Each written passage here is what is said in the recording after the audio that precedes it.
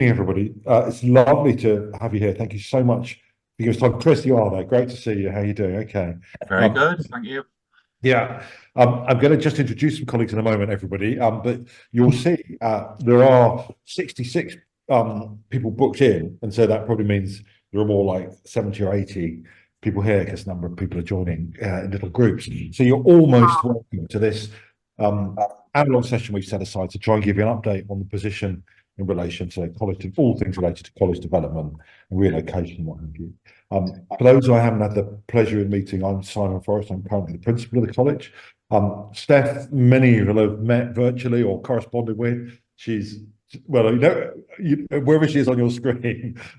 Steph works as our alumni development engagement officer, so she's here. I'm also delighted to say that we've got with us Catherine Patterson, and Catherine, you might wave, don't know whether you see Catherine, also Chris Hindmarch. And Catherine and Chris, respectively, senior figures inside the university in terms of communications activity and project management. So Catherine and Chris have been really key and valuable to us in particularly the piece of the project that we're going to focus on tonight, if that's okay, which is around the move off site at Leesons Road, which is coming up this summer. So my intention, I made a few notes if it's okay, is just to give us a little bit of a toehold in all of that, perhaps over the next 5 minutes. We will, if that's okay, I think it's we're definitely already recording. So for anybody who's not aware, we are recording this because it means subsequently those that can't join us tonight, whatever reason, can catch up and get in contact. And we welcome either they that are or you that are. Either if you don't get a chance to get a voice heard in the session, because there are a lot of us, to do be in contact with us afterwards. What we'll try and leave is maximum amount of time to field questions. It'll be two screens worth of people. It'll be really quite difficult for me to keep track of everybody, but I'll do my best. So let me say a few words of welcome and introduction then. Thank you all again for giving your time this evening, Steph, particularly for organising this opportunity for us to be together, and Chris and Catherine for giving up your evenings. What I'd really like to do then is to say something about particularly, I think, the focus on the activities in and that are happening around college over this coming summer. So that'll be from the end of term in July, undergraduate term in July 2024, at the beginning of the new session, which for us will be the end of September, beginning of October 2024-25. And I've kind of listed this out as about half a dozen sort of bullet points I was going to mention. So we're now, I think, very confident that college will be moving out of our home on Leesons Road this summer. There is one tiny caveat to that, but I think for all intents and purposes, we anticipate this is the fact of the matter. We're going to move to a place called Rushford Court, which to most of you won't be familiar as that, but to some of you will be familiar as what was the old hospital site under the viaduct down beneath the railway station. Viaduct to the railway station is still where they've always been. Now that's what's called a PBSA, so purpose-built student accommodation. For a number of years now, that the old hospital site was redeveloped by a company called Unite, who are a very large player in the British undergraduate, British university and associated student housing. And the university's reached an agreement to essentially kind of let the entire property there for a significant period of time, a number of decades. So we're going to be the first inhabitants, possibly of a number of colleges, if not a new college at some point. That's less our concern than how it'll be for us when we move. Currently, there are a number of blocks of accommodation there. Absolutely what you'd expect if you're used and familiar to kind of archetypical 90s British student accommodation. So little flatlets of sort of 6 ensuite bedrooms organised around what's called a kitchen lounge diner. So essentially a kitchen space in which people can socialise together, and a small number of studio flats. So these are a bit posher, ensuite with their own little kind of pantry in which they can cook. Those new buildings are organised around the old Harding building, which was the old centre of the hospital building, which also has some accommodation in it, which is where we're going to take the college offices. What's been pulled out of the ground, I think Chris might be able to show us some pictures of all this, in the middle of this space is what the university now calls a heart building. So we would call this in old money common rooms and other associated amenity. And it's because the nature of this property means that it really didn't have any of this, had a small gymnasium, what have you. And of course, we have an expectation, which is laid out in university strategy, that a college should at least have common room, a library, a bar, and some other amenity. So that's coming out of the ground now. And there's also going to be a gymnasium and some sort of office space, they say. I suppose the other thing we now know for definite is we're being reconstructed through this process as for the period of move, and the prospectus is subsequently that our students will largely be self-catering. That's an institutional decision made on an evidence base that was generated in the late 2010s, which suggested that student demand was for not for catered college accommodation. So we're tied to the institutional strategic vision on that. So we won't have any dining facilities, which we've been used to in the college when we move. We also won't have a theatre, a cinema, Bede gym, the Joachim room, some other rooms you might be familiar with, like the Lord Glenamara and the George Smith. So a number of those kind of study spaces are the spaces that we've been used to having on the Leazes roadside. The new building will contain some replacements for some of those. So critically, there will be a Vern. The Vern will up and move with us. But we will be a lot more limited on the kinds of amenities that we have and hold within the college purview and aegis and on our site. So I made a pledge a long time ago that we wouldn't do anything less for our students. In fact, I suggested we might do rather more, given the complexities and the challenges we were placing them under for the next few years during this move. So that means that a debt of gratitude is owed here. I mean, Chris has been front and centre of this, but to other colleagues who, through a series of work streams that we've set up, largely really buzzing since Christmas, have been busy, among other things, identifying where we might find some of those amenities. So for those of you who are either part of or know and love, Hild Bede Theatre is the singularly most successful student-led college theatre in Durham. So we need to find somewhere where they can rehearse and perform. And we think we'll probably find that in the local community, for example. We also need to, and we think we may have done this already, secure somewhere for the chapel choir, now the largest chapel choir in Durham, certainly the best. Not only to continue to offer 2 Anglican services a week, but also all the other special events, and of course the opportunity for members of the college more generally to be part of the choir and the other things that go with it. And you can imagine that list is very long, given that we now currently support 40 clubs or societies, but some are very deep and wide, and some are much more kind of narrow and specific in their need. But the idea is none of those will go without, if they need it, the amenity, particularly in terms of space or venue. I suppose the other thing to say is a note of huge thanks to our colleagues, particularly at Hatfield and up at the castle, who've offered to host some of our formals next year. There is nowhere for us to have them other than in friendly colleges or in some commercial venues. So we're likely to have a mixed diet next year of holding at least all the formals we do currently, and trying to do a bit more in terms of social gathering around food, even though we no longer will be able to feed people 21 cooked meals a week. We're sort of trying now to put together the package of how that will plan out over the year. But essentially, we think there might be 5 formals taking place in other colleges, probably 2 Castle, 2 Hatfield, and a bit of a walk, but we've got friends at Collingwood who would be delighted to give us an opportunity to go there and could do something at the scale and the nature that we would like to do. And others, we might be looking, for those of you who know the city well, at places, venues such as either a couple of the hotels, bit pricey, that's the trouble. And but actually the town hall is a great venue that we've been looking at as well, working with, and particularly appropriate perhaps for slightly smaller events, 100, 150.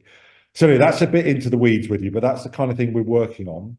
We're currently in the throes of a budget planning round, which is my attempt to secure us the resource to do that, because you can imagine that costs more than we would normally get in what's called the non-staff budget. We don't know the outcome of those negotiations there. A couple of other things just to say then, and you would be rightly concerned about this, and I've only put it lower down because students were the primary concern at the beginning for me of this, is that consequently, quite a lot of the college family will be broken up by this move. So all of our colleagues working in the catering teams, the housekeeping teams, and quite a bit of the operations, I'm delighted to say that we've managed to ensure that there are no job losses as a consequence of this move.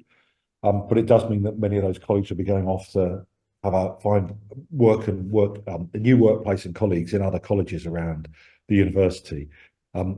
That's not an easy process for them or for any of us, and not least because for those of you who hung around in this story for us, you'll know that we've been here once before, and already had the conversation with those colleagues about the necessity of this move, and now, in a sense, they're doing it again.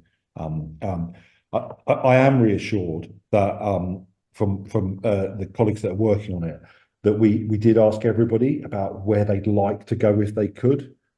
And I heard today that everybody has got either their first choice of a new college home or their second choice. And we're going to start working the next term with engaging people in a kind of soft way, I hope, so that they get to feel a bit at home and looked after as much as they would be with us. And I can also promise you they will not be going without some celebration and thanks for their contribution over all these years.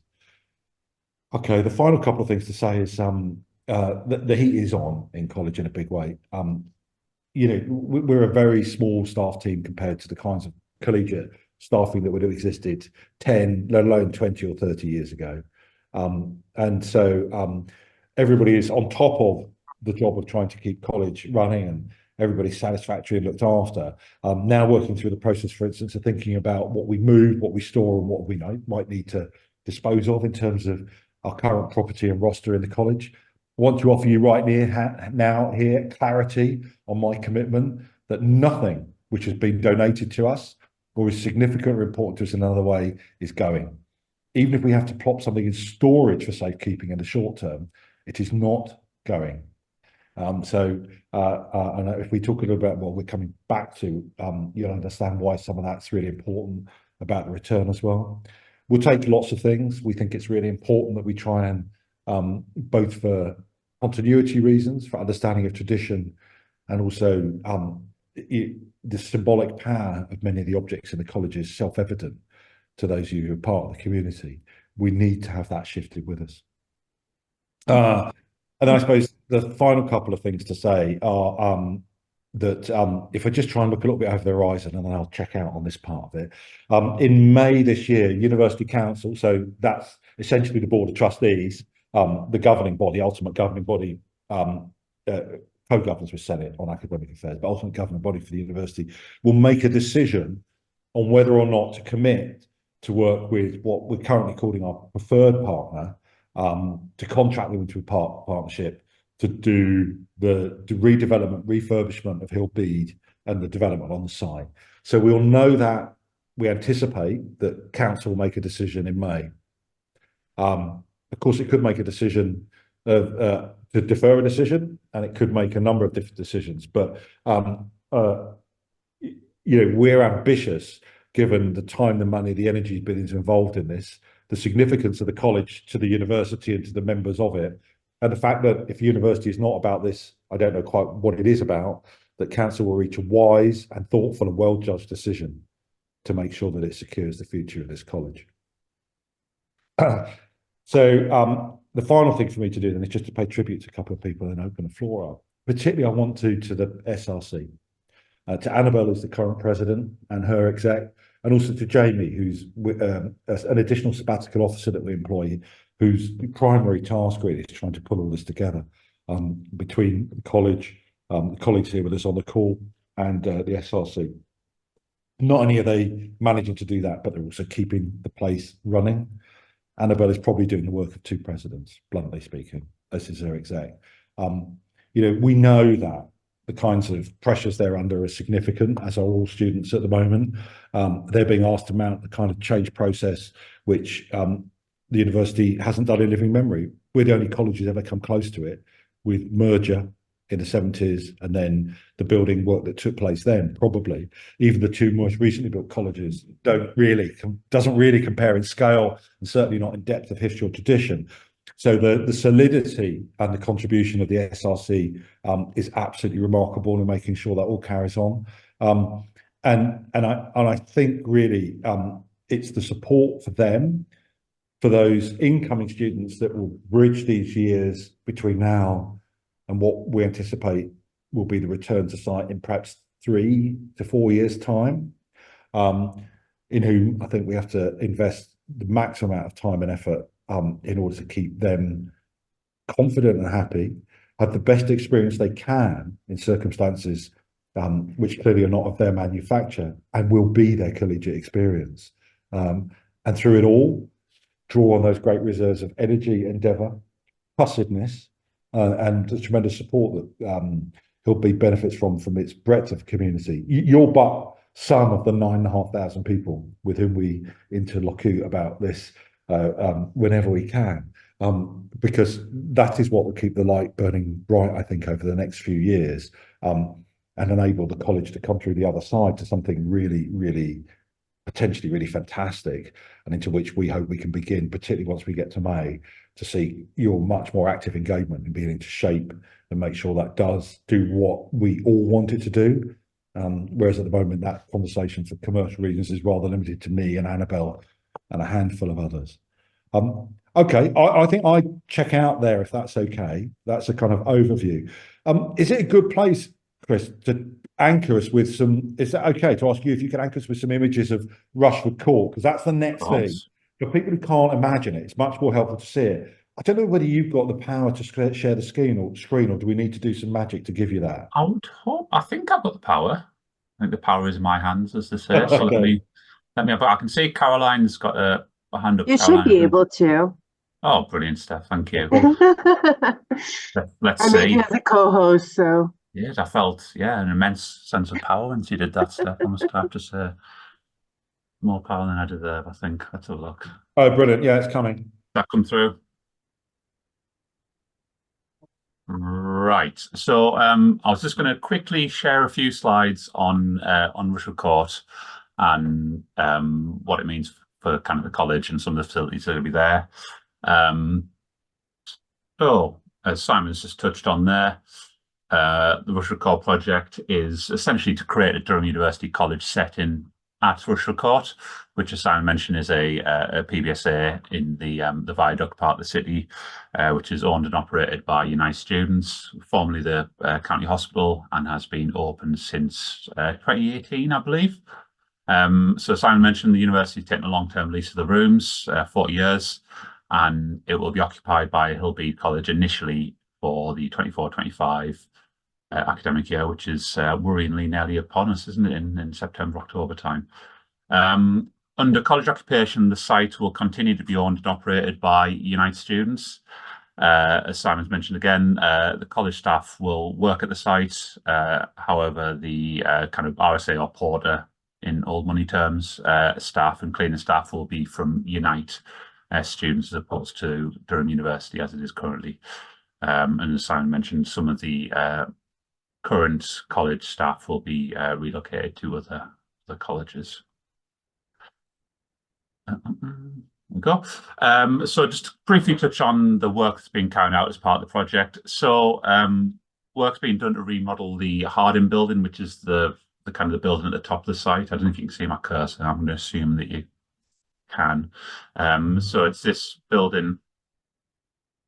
It's this building at the top of the site here, which is the kind of the remodeled old hospital building. So there's work being done there to create staff offices as well as welfare and study space. There's a current reception building, which isn't in any of the pictures here, but that's been turned into the gym and yoga suite. And then the only kind of new build or complete new build part of the project is of the Heart building, if you want to call it that, which shall house the bar, common room, society space, SRC office, and reception, and kind of reception facilities management, security spaces. And these photos here are kind of current progress, which is unfortunately looks like a rather large hall, which is essentially what it is currently, albeit the kind of retaining wall at the back there is being put in. So the building will stand over 2 floors. It's been dug into the slope of the site that was there previously, which you'll be able to see a little bit better in the coming slides. So what will be at Rushford Court? So there's 358 bedrooms, which are a mix of ensuite, ensuite bedrooms are those with kind of a shared kitchen, dining space, and studios, which are the ones with the kind of kitchen and dining space built in. There's a mixed student body, approximately of 280 odd undergrads and 75 postgrads, and then the two studio rooms for the sabbatical officers. The college staff officers will be in the Harding building, which is the one at the top of the site here. Then you've got the Hart building, which is being built on this slope here. This is a kind of before picture. You can kind of see a little bit better on this plan here, which, as mentioned, houses the Hart, the bar, and the common room and other spaces. Here's a bit of the interior of the Hart building. So you have the bar area, which is on the kind of lower basement floor. The drama and society space is also here. Then on the upper floor is where the reception is, and then the common room, SRC office, and the kind of FM security office in there as well. In terms of the Harding building, a little bit of a better picture of it there. The kind of historic entrance to the building is being reinstated because currently it's a gym space that Unite are using, which is slightly bizarre, but it's being turned back into an entrance hall, which you can see here. Then on the right hand side, which is in this area here, will be the college office spaces. So you have the college principal's office, vice principal's office, and a shared office in this room here. On the other side, to the left here, you have the kind of the welfare space, study space, and then music room, solo study space, and bookable meeting rooms. In the current reception building, that's been completely stripped out and turned into a gym, which you can see there, some kind of computer generated images. Here's some more progress photos of the whole. You can see the kind of the scale of it here, with the kind of the diggers and the kind of colleagues working on site there at the bottom there. So it's quite a large building. And then just to mention here, Simon did on the kind of mobilisation, which is the work that's ongoing now, separate to site, which is to work with colleagues in college and across the university, obviously conscious of the amount that staff at college have on their plates operating a college, and then picking up this work on top. So we're trying to keep as much off their plate as we possibly can, whilst also wanting to use their wisdom and be able to transport the spirit of Hild Bede into Rushford Court as best we can, but obviously with an awareness that they've already got a lot on. So just as a bit of an overview of the work streams that we have going currently. So we've got operations, which will manage the kind of relation between the university, the college, and Unite, for how things will operate on site. Staffing, obviously for the staff who are moving to Rushford Court and those who are being reassigned elsewhere. WSE, which is the clubs and societies and how they're going to operate. The move and close down, which is a worryingly large piece of work in terms of how we physically move the college from the kind of the historic Riverside site to Rushford Court. And as Simon says, choosing what we move to Rushford Court, what we store, and what we do. We've got disposed of. I think very little will be disposed of, other than some I don't know, mattresses and bits and bobs that perhaps aren't fit to be used elsewhere. Events and college bar is obviously college bar is name is on the tin. Events is obviously as you all know, the college formals, balls, college day, and how we can operate them on wholly externally from college site. Communication, open days and arrivals speak for themselves. CIS is obviously IT equipment and network considerations at Rushford Court, and finance being the final one as well. So apologies, I'm aware that's a bit of a whistle-stop tour, and I'm sure you've got many questions. We've obviously touched primarily there on the Rushford Court side of house, but I'm sure you've got a number of questions on what this means for college and the college sites longer term. Where we can, we'll answer those questions, but as Simon mentioned earlier, there's still some to be confirmed on that, and following kind of May, we hope to be able to say a little bit more and obviously involve as many as possible in that.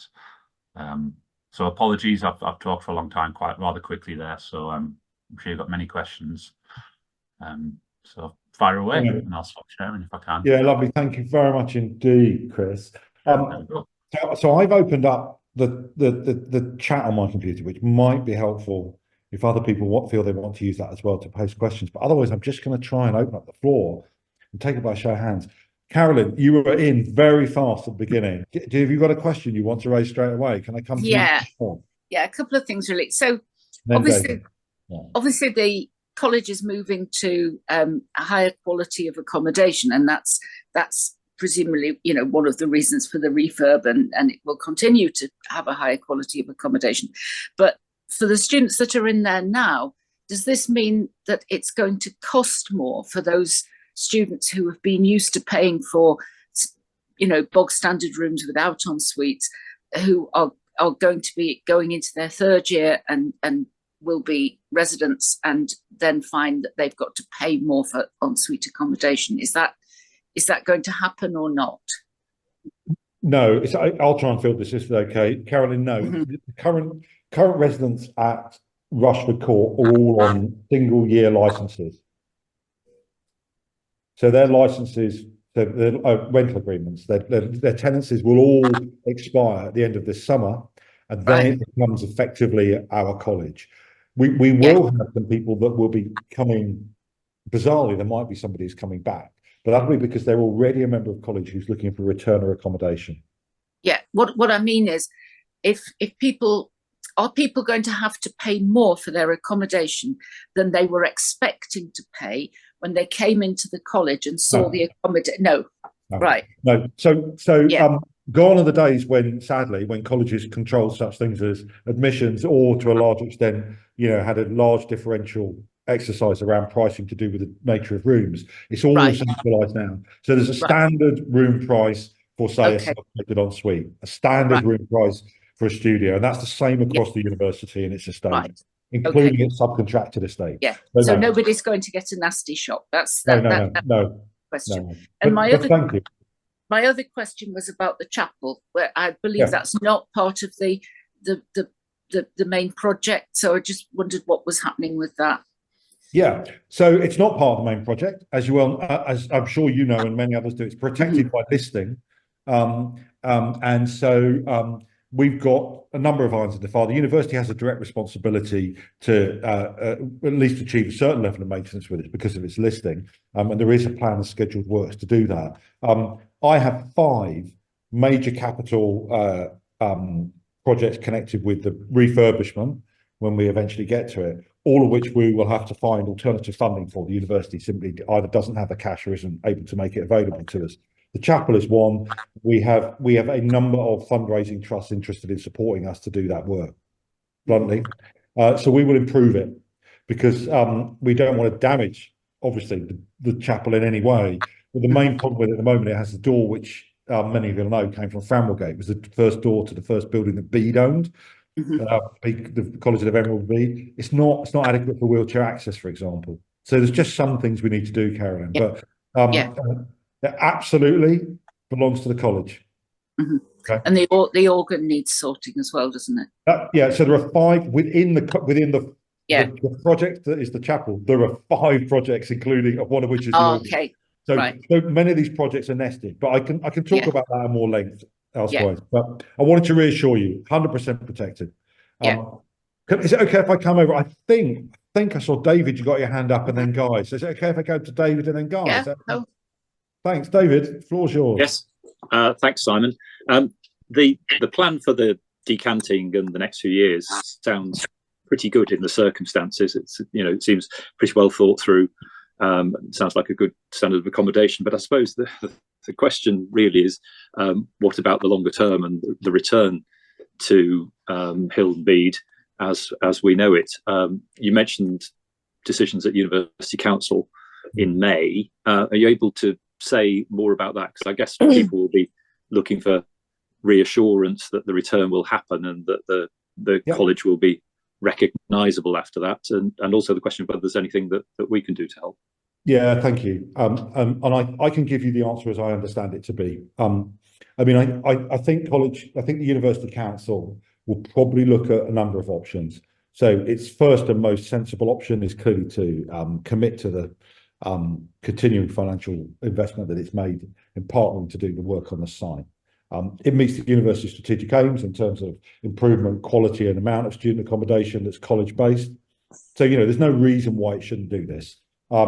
but you can never gainsay a board of trustees, right? So they could take the option, for example, not to do it now, I guess, and potentially they could take the option not to do it at all. In which case, I think it's pretty clear what we need you to do, if I might put it like that. David. So, but I don't think those personally, I don't think those are likely outcomes, those two options. I mean, you know how this works. Those who are in business know that there's a kind of ballet of putting down options, which include the risible, the unlikely, and the only sensible alternative. And the only sensible alternative here is to proceed by formulating this partnership to a contractual arrangement that allows the developers to get on to do the work. There is good news in the prospectus that they've designed, which is at a very preliminary level. What they have to do currently is convince essentially us, but also the local planning authority, that they wouldn't do anything that was inappropriate for the site. And Durham is blessed by it with a small c, a highly conservative planning environment, and also the college sits inside a kind of a zone which is inflected by the UNESCO World Heritage Site. So they simply can't do stuff within it. So massing can't exceed the current massing of buildings, for example. Height can't exceed, there are lots of really, really strict things going on. And the really key thing for us as a college is, for those of you who perhaps many will be aware that for many years Bede became the Department for Education academic building. The prospectus is it comes back into the college. So that the kind of the anchoring within the Hild buildings and the Bede buildings becomes really the centre of the college in terms of its accommodation. And therefore, as Carolyn was thinking about, Bede Chapel sits right in the middle of that, and the Joachim sits at the far end. So that's really as far as we've got in terms of it. There's a lot of, various kinds of discussions about other parts of it, but nothing more can get any further until University Council makes that decision, David. I hope that's not too woolly an answer. I mean, that's as clear as I can be with it. I'll let others drill a bit more into it. Yeah, sure. And just to be clear with everybody here, I won't be evasive with any of you on any of it. You are the college. You are my community. I am your servant and steward. The university might pay my salary, but it pays my salary because it believes that I represent you well. So just to be absolutely clear, if I can't tell you something, it'll be because there's a commercial sensitivity to it. That's all. And I'll tell you there's commercial sensitivity. But that's the score with the University Council. Yeah. Is it okay if I come along to Guy? I think Guy got Bart and Mike. Okay, Simon, thank you. Very interesting presentation, and also Chris, incidentally, filled in a lot of gaps. Very interesting, and clearly, you're on this. You have a small staff team who are looking after students and a lot else. Probably you're looking after the whole thing. The pressures on you must be immense, and I just found myself wondering who's looking after you. Oh, Guy, that's very sweet. The staff and the students. Okay.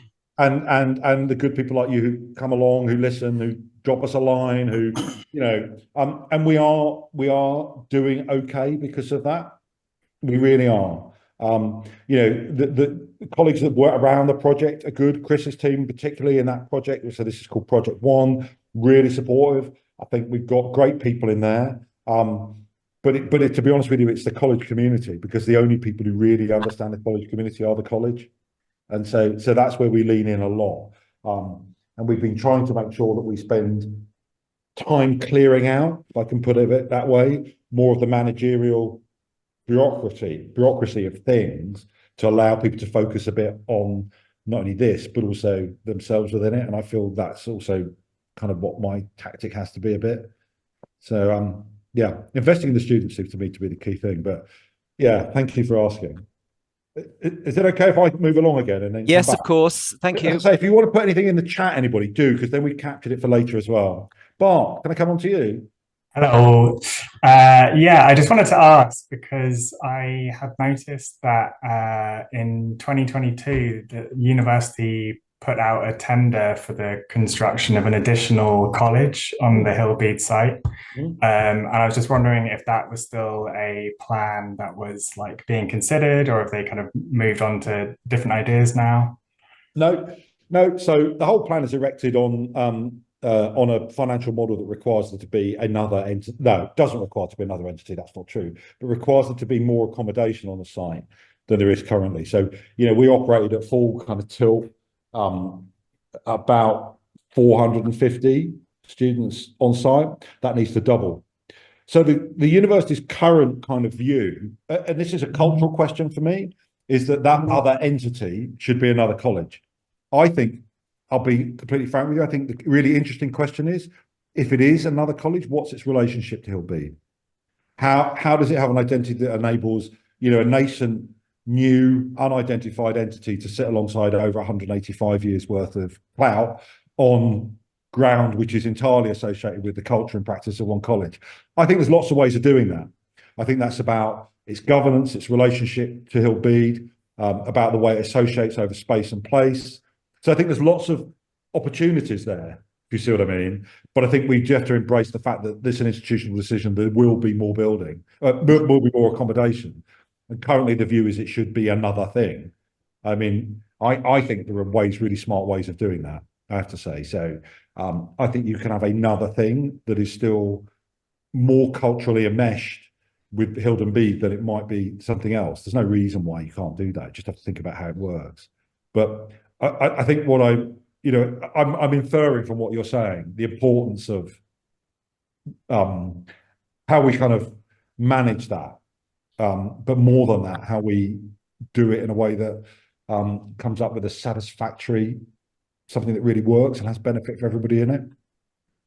I mean, at one level, we've kind of been there, merging two colleges on one site, but it's not the same thing, I know, having somebody else, a new neighbour. But I think there are ways of doing it. Yeah. Annabella's president is running a board in her office with potential names of the college, new college, and all of them were connected to Hild Bede. Okay. And if I can just ask a follow-up question, because you mentioned about like massing of buildings not increasing, and like one of my thoughts with the construction of a new college was that, like, it's basically going to be kind of crammed into the grounds, and that's like, one of the unique things about Hild Bede is that it's got these like lovely grounds by the river. But if they can't increase the massing of the buildings, like, is that not the case, or can you just like speak about that? Yeah. So essentially, I mean, the single most life expired bit of the college is probably Cadman Complex.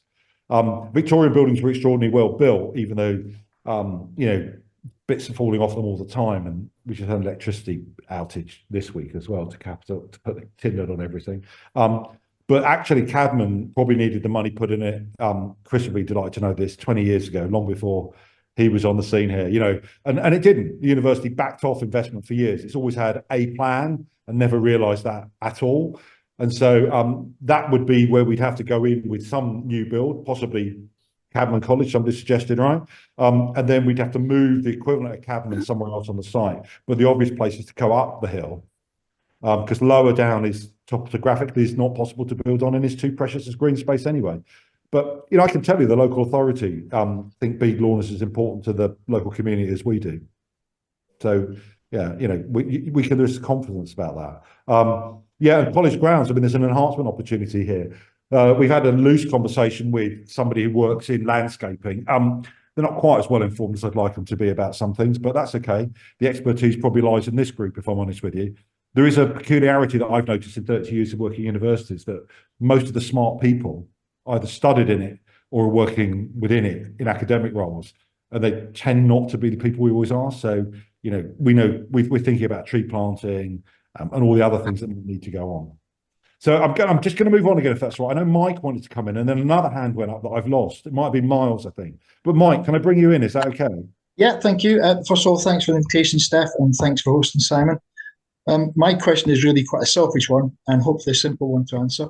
Yeah. How, for those of us who come back to college every now and again, specifically for things like sports weekend, will we still be able to get access to the new bar in the new building? Yeah. So new building is a college building, open to you all, not a problem. That's all I need to know. Thank you. And I noticed somebody's asked about tennis and squash. Well, we won't have the courts here in a terrible state anyway. We've just taken the nets around the outside down because they were a positive danger to people. So that's what I mean. You know, if my principle has been we have to preserve the capacity of Hild Bede Tennis to play tennis, we have to find something for them to play. If we have to hire a commercial venue, we'll have to hire a commercial venue. You know, that's how it works in my view. So we're working on that. I see Giles has got a question. I'm going to just check in whether Miles, did you want to come in, and then I'll go over to Giles otherwise, because you had your hand up. Yeah, no, I think I was going to be about how you could build another college when you've not got any more space for planning permission, but I think you kind of covered that. So carry on. So Giles asked a question for those who got the chat open will see about the financial rationale for doing it and remaining existing buildings. So the existing buildings is easy to answer, Giles. You know, the War Memorial and Bede Chapel are listed. Everything else that's kind of Victorian-ish is what's called a non-listed heritage asset in Durham. So that means basically it's as good as listed, right, effectively. Thank goodness. So Hild and Bede, as the two primary buildings in that case, are regarded as precious by the community and the college. So they remain. Christopher, I think, might, bizarrely, but Thorpe, unfortunately, is not in a very poor state, but is situated now within what the Environment Agency have identified as the inundation zone for when the Weir floods. So, you know, we will lose some. The financial questions are really interesting. The financial rationale for doing the project as a whole is that the university under Stuart Corbridge particularly drew up a strategy for growth to make it what would be called a medium-sized university. That required, therefore, the growth in number of colleges. So, you know, there were 2 new colleges built up at Mount Oswald on the old golf course up there, but we're still not there. And in fact, the university met a strategic aim of growth, not by planning or careful considered or measured activity, but because of COVID and the over-recruitment of students. So we didn't have anywhere to we've recruited students before we've got the accommodation for them. But this is now incidentally playing catch up, really, to get us to a position where we can offer all incoming fresher students a college experience and the opportunity to live in, and many returners, increase the number of returners as well. So that's really it. The financial rationale was the growth in the university, and the primary strategic underpinning of that, in Stuart's view as a VC, was that you need to get departments to a certain kind of critical mass for their research expertise. And the only way you do that is by having students to increase your staff number. That's the short version of it. I hope that's answered that. Penny's popped a question in. Right, so the great question about what makes up a college, yeah. Yeah, and I think you're right. Moving back to a different site, how do we maintain it at the new site and back? And I thank you for saying about the answers. I think they are difficult. They mostly reside in the people, is my view. This is not to say the buildings, the environment aren't important. They're critical, right? There's no doubt about it. There's no doubt about Bede Lawn's importance. People who come back here, well, 97, I think, is the oldest person that alumni better come back. It matters enormously to them. But there's something about the way things are done in Hild Bede. There's something about what it's meant to people. And the keepers of that become our new students. They are currently our current students, and they're you. That's who it is. It's not the university. The university is a Johnny come lately, here today kind of institution in lots of ways. It doesn't, its longevity is not manifest in anybody except these bits, these entities, and they are cultural projects. So I think, the more we can learn about how good ways to do it, the happier we'd be. Lawrence will remain. Not sure about the newer bit of Bede. It's not in the greatest shape, and it's in a really poor spot for what's now an incredibly racetrack-like road. But yeah, Lawrence is fine. That's part of it all. Sorry, I'm trying to whip through answers because I was very long-winded to start with. Anybody else want to come in? More questions or type things?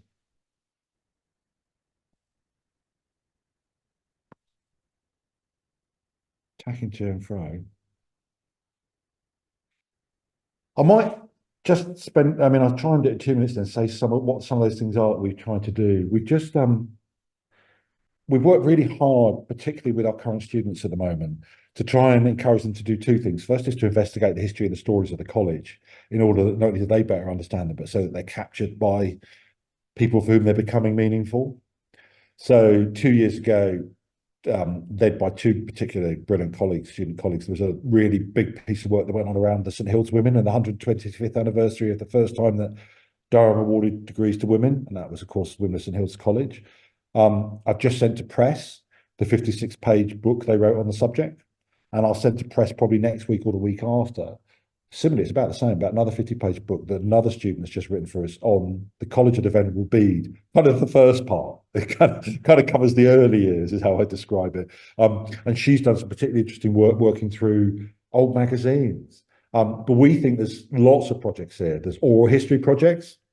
There's photograph project that we're trying to get going off the ground. A student colleague called Avesta, who just finished his first year with us, is really excited about championing, cataloguing from current archives of photographs, but then encouraging people who are alum of the college to send pictures that are stimulated by that, so that we understand, in the way that Carol and Penny, you were referring to, we understand what places meant to people as well as what places are. You know, I think that's what matters, right? You know, when I walk around the site, what I think of all the time is it's a bit cheesy, but you know, the place is probably where people had their first kiss, or you know, their first pint of beer, or I don't know, met somebody with whom they're a lifelong friend, or had a conversation that made them think about something different. And we want those to be understand where they are in the concrete, in the stone of the place, but we want to understand how we can then hand that on. So just to give you some reassurance, those are some of the projects. Yeah, is there any danger that residential anonymous student blocks ended up on the college site in 4 years' time? Over my dead body, if that'll do. I'm not college council, university council, but I don't think, surely that would require the university to decide that it would sell the site. It's self-catered. Is the plan to be self-catered? Yes, sadly, Bart. I think we're working on this as an open conversation. I mean, when I look back at the evidential base for this strategic decision by the university, and it's now at least 5 years old, it wasn't very well evidenced anyway. That's the other problem. The university is full of academics who like to know what evidence there is for something. I mean, I think fundamentally it's partly regarded as about cost, actually. Cheaper for students to self-cater, and it's also cheaper for the university to provide self-catered accommodation. So I think that's part of it. But what we will do is try and make sure that we have the capacity not only to dine socially through formals, but in my vision, to dine socially more often than that. So, you know, the most obvious thing to try and do is achieve a level of catering capacity in terms of the facilities that you could, you know, every once or twice a week, see everybody at a meal at a relatively negligible level of cost. And my view is that while often these strategic projects are envisioned in terms of kind of 5, 10, sometimes 50 years, of course, we're quite used, aren't we, thinking about 100 years here. And so actually maximum flexibility, I think, would be a good move. So I'll keep kind of arguing and lobbying for why I think we should try and make sure we can accommodate that possibility. It's not a big stretch from where we are, I don't think, to be honest with you. So that I hope gives some reassurance. I think we currently have more catered than self-catered colleges across the university estate. And the other thing is they attract very different kinds of student. And of course, the university would like to broaden its appeal, and at least understands or believes that self-catering would help be part of that pattern. Can I come back to Karen? You got your hand up again. Yeah, just on that point, I did my second degree at Keele, and there was, I mean, obviously that's a campus university, it's got much bigger since, but they had a sort of central area where people could go in and buy meals. Yeah. And that seems to be a good compromise, that you have a space that you can use for formals, but that most of the time people could just go in and buy a meal when they wanted to. They couldn't be bothered to cook, and they did burgers and things. And that would seem, you know, maybe a commercially run place, but at least, you know, somewhere where people could get together with people that they didn't live with and have something to eat. Thank you. And I think that's a great idea. One of the things that Jamie, who's the liaison officer, has been doing for us has been talking to the 2 or 3 colleges that currently run rather successful kind of soup, toasty, pizza, butteries. Mm-hmm. And so we're getting a bit of a sense of what it is about their business model that makes them function well. And we may have some of that in place here, I think, to be able to do it. But I completely agree with you. I don't think the value of that sociality is really palpable to those people who don't experience it very often, to be honest with you. And we know that for us, even in my short time, the significance in terms of the sociality, the benign surveillance that comes of having people together is very significant. Yeah, I think it's good for people's well-being to be able to get out of their flats. Maybe they've fallen out with the people they live with, just to go out, and groups like the choir and sports clubs and so on can go and eat together, not necessarily at a formal, just sit round a table. I completely agree. And David, thank you. Yeah, I think the argument is not, I mean, I actually think it's not so difficult to make. I mean, what it boils down to is, can we probably don't need to demonstrate, well, could we demonstrate need? The problem is, if we did a piece of work, the argument would be again that we're reporting on current rather than future. But I think what we could do is do a piece of work that suggested what we thought that might cost, and why we thought that might be a benefit. So a kind of a more qualitative piece, but thank you. Yeah, and I think you're right about being able to have people over.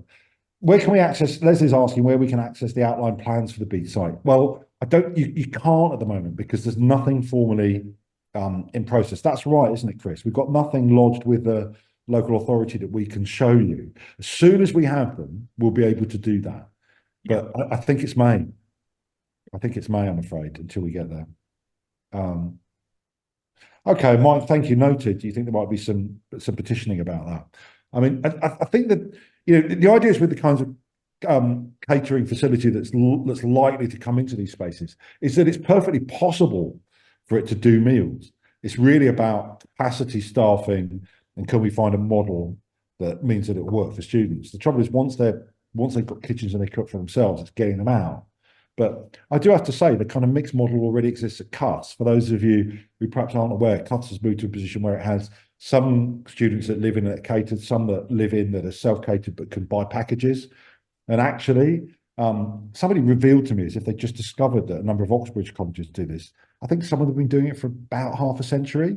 But it's, you know, it's the most tried and tested model for this, is that you offer a slightly more flexible range of dining for people. So brilliant. Okay, we've got 5 more minutes. Is there anything anybody else would like to come in with? I don't want to close down before we get to the end point. It might be reflections as much as questions. Then I don't have to waste your time by commenting on them, but it means we've captured them.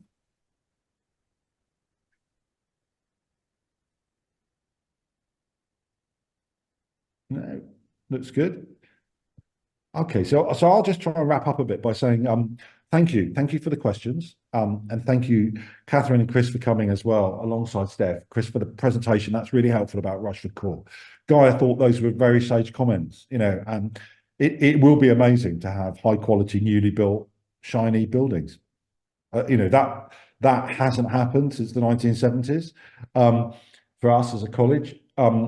I think it will be a big change and be quite challenging, but there are some opportunities here. And I don't mean in the sense that, you know, change is good. It's hard to remember the last time that, you know, that was experience is unalloyedly brilliant. But I was thinking, for example, that, you know, a little nascent project we've got is the Environment Committee within the college, which has a large student representation on it, is really interested about working with the community gardening project that sits at Wharton Park, which is really near the old hospital, but just across the road effectively. Now that's an option that would just becomes available to us during the period of a move, which would be a wonderful thing, to have a much higher level of engagement of the college with that part of that local community around the simple business of gardening together. And I think that's what I'm thinking about. When we move the chapel choir to a church, it will be a practicing place of worship, which is not ours, but it means we'll also be able to work with another community of people that use that environment. That's another great possibility, it seems to me. So hopefully that's how we get it. Pre-application document. I don't know, David, whether we got a pre-application. Chris, it's not this bit's not your project, is it? But I don't think such a thing exists, does it? Do you know? If it's pre-planning application, I don't believe so. I think the developers are awaiting the green light from the university side before they kind of formalise anything. Because Simon's touched on it, might be that council or another committee has an issue with some part of it. Most developers do some sort of glossy thing, don't they, to try and make their plan look great. But I mean, even that would be helpful. Yeah. Well, when we as soon as we can, David, of course we will. I think you're right. I think the problem is that because the university hasn't committed to a contractual relationship with this potential developer, inevitably for their kind of commercial reasons as well, they're cautious. Let's put it that way about what they might want to share. But we'll see what we can do for the other side. If for me to close out the other question that really lodged with me was around what could you do? What could people in the wider community do? I think the support that you provide to us by coming to events like this and asking questions is really, really helpful. By writing to us and letting us know what you think. If you can find a place to engage is really welcome. People find that depending on their situation, personal circumstances, where they are in their lives, that takes lots of different forms. But we've really benefited from everything from colleagues who've engaged with particular clubs and societies because that was something that was dear to them in their time. That's quite an easy thing for us to do. Usually those clubs and societies are utterly fascinated to hear about where they come from and what it was like. And that kind of affective support is really important. So there's a kind of little thing to be mulling over. I think too, we will welcome and need some strong help and advocacy around how we do the redevelopment plan in a way that's really respectful and also most effective for a long and a distinguished college history, but also for a future. So the other thing that's in my head a lot of the time is many of you have worked in commercial venues, and it's the same in universities now. Quite a lot of people come in at very senior level and they do 5-7 years and they're gone, right? That's the way of the world. It's not a criticism of those as people as individuals. That's the nature of that level of management. But what it means is that probably the real visionary stuff sits with people within the collegiate communities about what they are and what they want to be. So that's something to think about. The other thing to think about is getting engaged with each other if you're not already. So Steph's done some brilliant work on pulling together the most remarkable weekend that's going to come off here over kind of regatta weekend. So if you want to combine the regatta with 2 days of lots of other pleasures, from chapel choir to beat film sock to bit of ballroom dancing, a barbecue, do come and join us. The information's gone out, I think, and the bookings are there. We'd really welcome you to come and do that. 8 p.m. So as they say, we're on your time now, as if you had already given us enough. But I do want to check out with a thank you again to Steph for organising it, Chris and Catherine for joining us, and mostly to yourselves. But to say you are in safe hands, and that is your student body and your staff. They do need support and help and kindness, and any of that you can offer will be hugely appreciated, I'm sure. But they care about it as much as any of you have ever cared about it. I can guarantee you that. Sometimes it does feel a bit of an uphill struggle, and that's just the way things are, isn't it? Right? That's not. And I think being able to feel that there's a wider community who share passion and excitement for the place, and for whom the experience was valuable in whatever way that might be, without sounding at all trite, is probably the single most significant contribution that can be made often, because only the community can talk to itself about these things. Colleagues from outside can't resonate in the same way with those stories. And I suppose, we'd encourage you to think about the reunion, to think about the groups. We're going to try and really push to do things like bring some more events out of Durham for those of you who aren't resident here, so that we can get people together a bit more by decade or slightly less than that. But we just have to pedal a bit faster at the moment to keep still. So this is all coming your way. And critically, if there are things you want to ask or things that you think would be helpful to us, will you please not hesitate to drop us a line. I try and be a good replier. Some people on this call will be laughing behind the backs of their hands about what a failure that is. But to give you a sense of the bare bones of it, there are actually 6 people in the college staff, and they're not all full time. So but we always try. So if you would, very welcome to write to me, or write to me and Steph is probably a good combo, and we'll try and pick up things from there. So I say a huge thank you to everybody for your time this evening, for coming to join us. I hope it's been a little bit illuminative, and we'll try and organise another one. I wonder if what we should do is be thinking about May, but we'll try and do that as soon as we know where we are with University Council, if that's okay. So I'll say thank you to everybody, and have a great evening or a great day ahead if you're in somewhere else. Thanks very much, everybody. Good night. Good night. Thank you.